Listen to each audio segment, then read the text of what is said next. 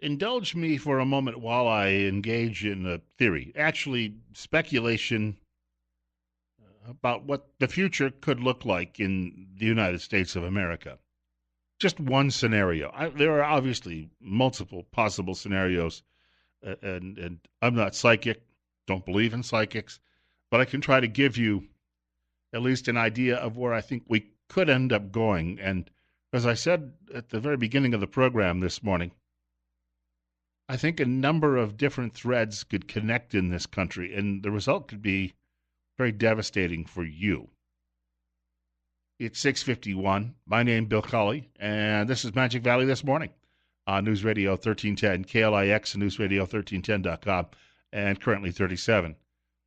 So you have these young people out there marching in the streets against firearms industry and firearms owners and associations of firearms owners and denouncing those folks in politics who support the Second Amendment.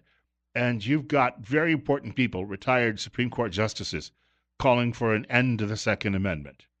You also have politicians along the lines of Nancy Pelosi saying, well, you may be told you've got freedom of religion in the First Amendment, but let's face it, the rights of those people out there who have alternative sexual preferences, that really is more important than what you've already got enumerated in the Constitution, and that is freedom of religion, which was called freedom of worship by President Obama, which means they don't want you even sharing what your faith is all about or trying to live your faith.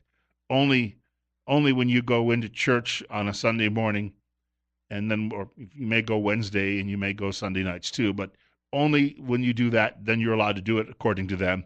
But don't in any way share your religious faith, because your religious faith is all bigoted. So we're going to eliminate the Second Amendment, and we're going to eliminate, obviously, the First, because your views might hurt somebody's feelings. And on college campuses, they are also gearing up for eliminating the First Amendment when it comes to freedom of speech, because somebody's feelings might be hurt by your particular views, any views that you have. And that may have to include eliminating freedom of assembly because we don't like what your group stands for. Even though your group may have some despicable ideas, we don't believe that they should be out there under the old view that, more free speech actually helps counter speech you don't like. And then you've got surveys that show young people say they'd give up the right to vote if someone would pay off their student loan debts for them. In other words, that if we would take somebody else's money to pay off the debts that they racked up to get a degree in basket weaving or whatever else it is that they have not been able to turn around into a productive career. And they also say in many new surveys, younger people, that they would prefer socialism over our current system. Okay. Now, maybe if you're in government and you're a member of the deep state or you're a globalist, maybe you don't really have nefarious plans for all of these people. But let's just say this could happen. The students get what they want. Everything. They eliminate the First Amendment because whatever I say may be hurtful, and my practice of religion, which I am told to go out and spread the good news, that hurts their feelings too. And freedom of assembly is bad because some people may march with torches in various communities and may have views we don't like. So we eliminate the First Amendment. You got to eliminate the Second Amendment because, golly gee, people are getting hurt and sometimes getting killed. And in order to eliminate the Second Amendment, you have to actually eliminate amendments like the Fourth, because we have to go knock people's doors down to take away their firearms. So all of these things happen. And you lose your right to vote because somebody promised to pay off your student loan debt. Think about that for a moment. So you can't vote, you can't defend yourselves, you can't speak out, but the government then says, well, I'll tell you what, in exchange for giving us all of these liberties, in throwing your liberties overboard, we'll give you everything you want.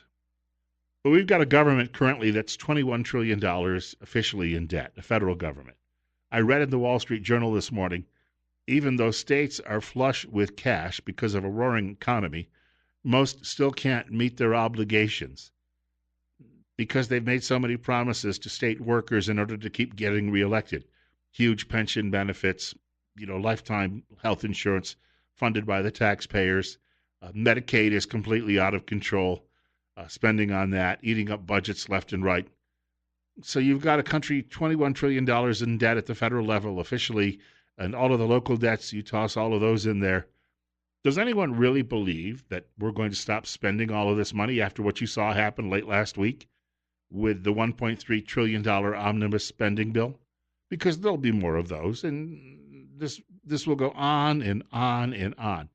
So the day will come after you've exchanged all of your liberties for the free lunch and this view that government is mommy and daddy, when mommy and daddy won't be able to give you all of the toys they promised. So then you're going to be angry because you were always told you were special while you were growing up. You were always told that you were entitled to it while you were growing up. You know that you deserve it because, well, you just happen to be here. And you're nice because you don't go around saying anything nasty about anybody else or sharing any of your opinions. So in your anger, you decide to go out into the street and demand that the broke government, the government that has nothing, that it continue to give you things. But you see, you don't have a right anymore to go out into the street. And you don't have any guns. You realize what could happen then. That government, because you don't have any liberties and you have no way to protect yourself, that government, in order to protect itself, could then simply shoot you down, blow you away, leave you in the dust. This is entirely possible, my friends. This is what we're dealing with. We're playing with fire. When we get to this point where we've dumbed down so many people that they think that they're being offered a bargain.